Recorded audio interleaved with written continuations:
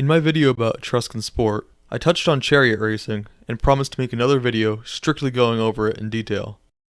Well, here I am, and not a year later like my usual upload schedule dictates, but a week later. While I am sure most people have seen depictions of chariot racing in modern media, this is most of the time from a Roman perspective.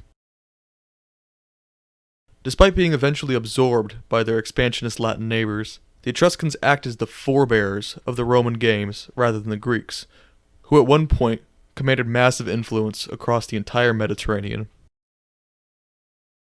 The battle between Etruscan and Greek influence on this Roman sport highlights Rome's internal struggle of risk management on a national scale. But before we get into that, let's talk about how chariot racing worked. If you are familiar with modern racing, you will know that the hairpin turn is extremely dangerous. It requires a driver to throttle their speed to prevent crashing, but maintain enough to get a good speed leaving the turn. Now imagine a race with nothing but hairpin turns, and the only way to brake your vehicle are leather straps in your hands tied to temperamental animals many times your size. This is chariot racing. Unlike the later Romans, the Etruscans had no permanent stadiums like the Circus Maximus. Instead, they would race on temporary tracks, which hopefully didn't have any bumps which would send their riders flying. Unlike modern racetracks, which have many complicated turns, these chariots would race around two posts, creating a track with only straightaways for maximum speed and extremely tight turns, which are prone to accidents by riders who did not cut enough speed or lost traction. While we do not know some specifics about the number of competitors or number of laps, later Romans had up to 12 chariots and did around 7 laps, so this is probably close to the Etruscan numbers, but we will never know for certain. Unlike the Greeks, the Etruscans were very fond of the biga and triga races, with 2 and 3 horses per chariot respectively, compared to the Greeks' quadriga, with 4 horses.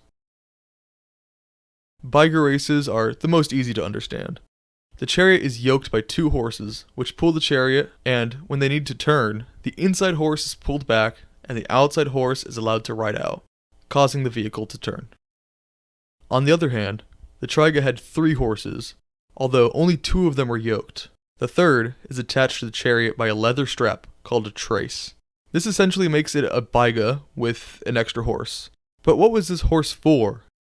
Its not being yoked meant that the trace horse could not provide forward momentum, but instead it was placed on the outside of the yoked horses, and during tight turns, it would essentially guide others, leading to not only safer but faster turns. And there was only need for a single trace horse because the track had either only left-hand turns or only right-hand turns. One confusing note about the 2 types of chariot is that there are depictions of both trigae and bigae racing against each other in the same race.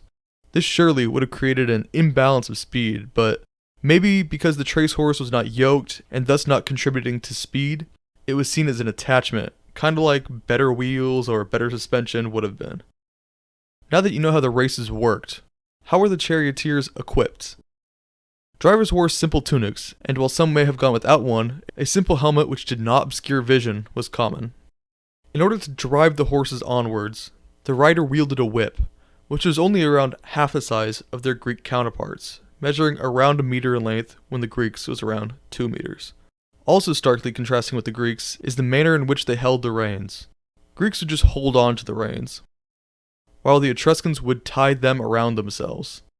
While this gave Etruscan charioteers more control over their vehicle, it made crashes much more deadly.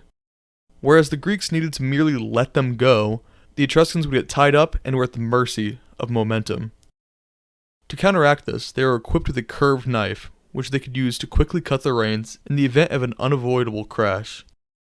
This did not avoid the danger, but merely acted to counteract the problem a little, and much like every other aspect, the Romans followed the same tradition, leading to countless deaths. Speaking of, the chariot crash features prominently in Etruscan art. Evidence supports the idea that a crash was something that the common spectator would be excited about seeing. It was one of the main pulls for an audience to attend. Their normality meant that races were not stopped due to a death, and this relates back to the funerary context of Etruscan games, where the families of the deceased sponsored the games.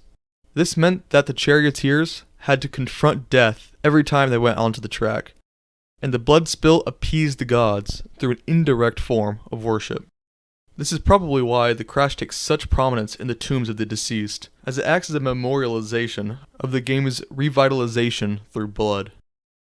Because the Chariot's historical ties to warfare, these races were a way to connect the deceased to the past, posthumously heroizing them, increasing the influence of their families as well as allowing them to project their power. This makes chariot races have both literal and symbolic consequences for ancient Etruscan societies. Now, if you were to indulge me, it also serves a wider symbolic purpose. The Romans were heavily influenced by both the Greeks and the Etruscans. Nearly every aspect of Roman society can trace its origin back to one of these two cultures. Both groups were avid charioteers, although they went about it in extremely different ways. The Greeks favored the quadriga, which represents nobility, while the Etruscans the biga and triga, which conjures images of war. The Greeks held their reins in their hands, ready to drop them at a moment's notice, while the Etruscans tied them around their waists, literally tethering themselves to their dangerous vehicle. The Greeks' quadriga forced them to take turns wider, while the Etruscan triga, which allowed them to take even the tightest turns at higher speeds. The Etruscans sacrificed any bit of safety if it meant that they could go faster. In regards to chariot racing, the Romans did not copy the Greeks. They copied the Etruscans. This points to a broader cultural idea in which the Romans were much more risk-prone. They would sacrifice safety measures if it meant that they could be faster, or accomplish more than they had any right to, and, like using the knife to cut their reins, grew to be adaptable to the constantly changing situation in the Mediterranean.